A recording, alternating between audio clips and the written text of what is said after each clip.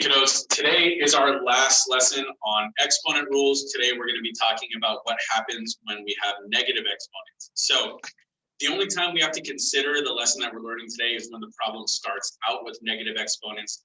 The good thing about this is that we're adding on to our understanding of exponents because nothing really changes. We apply the same rules. We just have one thing that we have to do at the end of the problem to make sure that we don't have negative exponents. So again, in general, we're performing the same rules. We're going to keep the base and either add, multiply, or subtract the exponents. The only change is that at the end of the problem, we cannot have negative exponents left. So at the end of the problem, if you do have negative exponents, here's what you're going to do. To get rid of negative exponents, the rule is that we're going to create a fraction. Any negative exponent will take that base and move it to the opposite side of the fraction. Okay, so assuming that all of the terms are in the numerator or the top of the fraction, when we create a fraction, we're going to move any base with a negative exponent into the denominator. We're going to move it to the bottom of the fraction. So the rules, again, don't change. We still do the same exponent rules we've been learning. The only difference is that at the end of the problem, we have to make one new consideration, and that is where do the terms end up? Positive exponents stay where they are. Negative exponents have to move. Okay, so let's get started with some examples. This first example is keeping the base and adding the exponents. We're still going to apply the same rules and same procedures that we've been using. So remember, for regular numbers like the 2 and the 3 here, we are going to multiply those two together so we get 6. Now I'm going to go letter by letter and keep the base and add the exponents. So here I have m, I'm going to do 3 plus 4. Then I do my p's, and I have 4 plus 4, looking at the exponents on our base of p.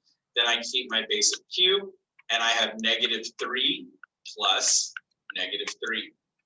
Now to further simplify that, I'm going to actually combine terms. So keep the 6, I have m to the 7th, I have p to the 8th, and I have q to the negative 6.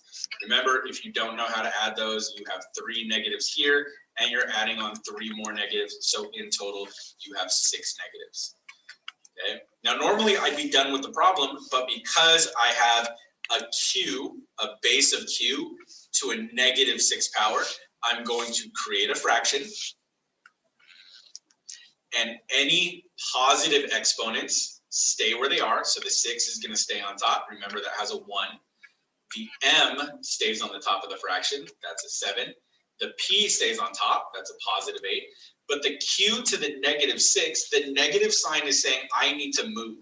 So the q moves to the bottom. And now that it's on the bottom, the 6 becomes positive. And this is the final answer. Okay. So same rules, same procedures. The only new addition that we're making is at the end of the problem, you have to consider where do the terms end up, on the top or the bottom. Okay. Let's look at another example of keeping the base and adding the exponents. Example 2, again, I start with our regular numbers. I have a negative 3 and a positive 2 that I'm going to multiply, and that's going to make negative 6. Now, we have to be really careful with this. This negative 6 is a regular number. That is not an exponent. So the negative 6 is not going to be moving at the end of the problem because, again, it's a regular number. It's not an exponent. Then we go letter by letter, keep my x's. I have 2 plus 4. I only have one y, and that's a negative 2. And then I have my z's, and that's 2 plus 2.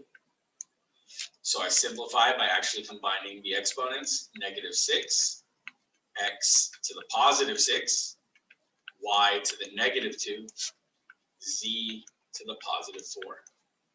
And then again, because I have a negative exponent, I have to create a fraction.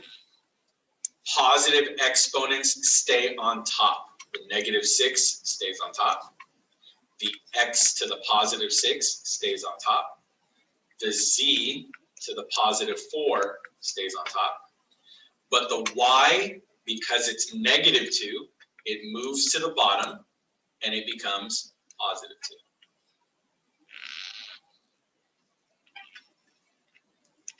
Easy peasy. So again, the negative exponent is just kind of screaming out to you, and it's saying, move me to the denominator, move me to the bottom of the fraction. Everything else gets to stay where it's at in the numerator.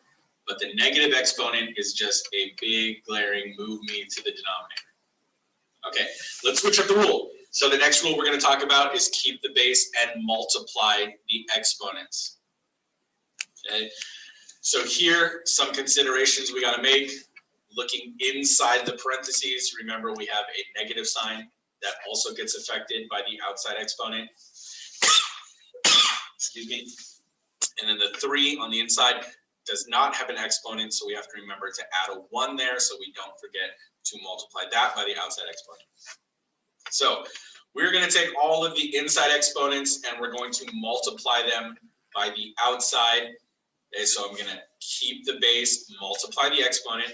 First thing I do is think about the negative symbol.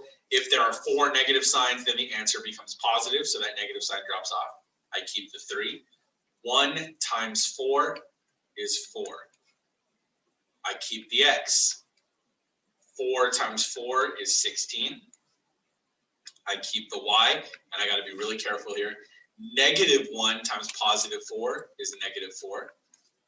I keep the z. Negative 2 times positive 4 is negative 8. Okay, and again here, same exact application. I have negative exponents, so that means I'm going to create a fraction. Positive exponents stay on top, so 3 to the 4th stays on top. X to the 16 stays on top. Negative exponents have to move to the bottom. So y to the negative 4, that means move to the bottom, it becomes positive 4. Z to the negative 8, z moves to the bottom, it becomes positive 8.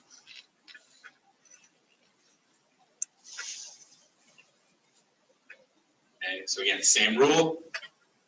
Last thing we do is check for negative exponents, and that means create a fraction. Okay, next example. On this one, we got to be careful because the outside exponent is a negative 5. So when we multiply, we're going to be really careful with that. Again, the negative 5 right here is going to get multiplied by the exponents inside the parentheses. The 3 lacks an exponent, so I'm just going to write a 1 there so I don't forget to multiply it. Okay, I'm going to keep the base and multiply. 1 times negative 5 is negative 5. M, negative 6 times negative 5, that becomes positive 30. Negative times a negative makes it positive. P, I'm going to keep the P. Negative 4 times negative 5 is positive 20. And so now I have to think about negative exponents. So I'm going to create a fraction. Negative exponents move to the bottom. So 3 to the negative 5 moves to the bottom. It becomes positive 5.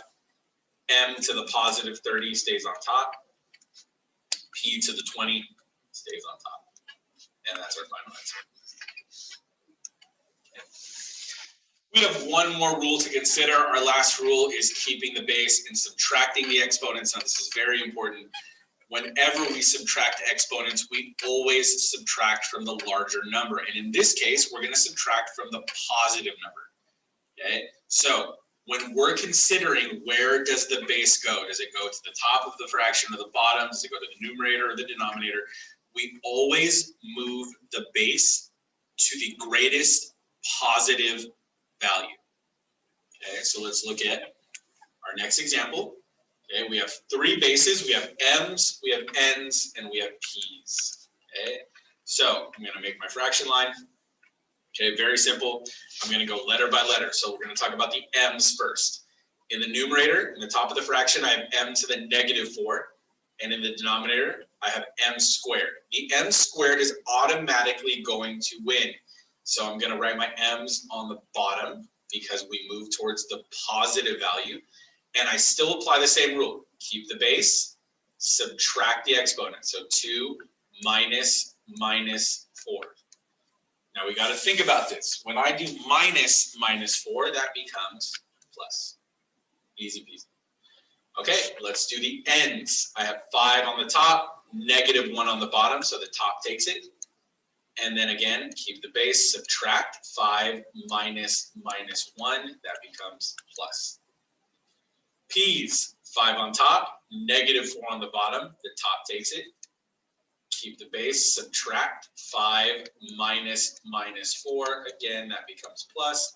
And so my final answer, on the top, I have n to the 6th power, p to the 9th power. On the bottom, m to the 6th power.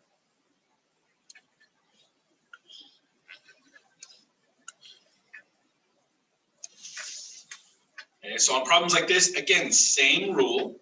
We just have to think very carefully about where we're going to put the bases. Okay, so we always move towards the greatest positive value. Last example. Same kind of problem. This one, we start out with regular numbers. We have in the front a 6 and a 2 that can divide. So 6 divided by 2 is 3. Remember that 3 goes in the numerator. Now we consider letter by letter. X's, I have 6 on top, and I have -2 on the bottom, so the top takes it. And that becomes 6 minus -2, which is plus. The Y's, I have 5 on top and I have 1 on the bottom. I'm going to put a 1 there just so I can visualize it. So again, the top takes it. 5 minus 1. And that's just a regular subtraction. 5 minus 1. Because at the bottom, it's just +1. So we're taking 1 away. Okay, and then Z's, 4 on top, -6 on the bottom. The tops take it again. And here I have 4 minus -6, that becomes plus. So there's nothing left in the denominator. There's nothing left at the bottom of the fraction. So I can just write this as a regular string, a regular expression. So I have 3x, 6 plus 2 is 8, y, 5 minus 1 is 4, and then z, 4 plus 6 is 10. And that's my final answer. So for all of these examples, the rules are not changing. We're just updating our understanding of what we do with negative exponents. So at the very end, we have to consider if there are negative exponents, we make a fraction. And if we have positive exponents, they stay where they are.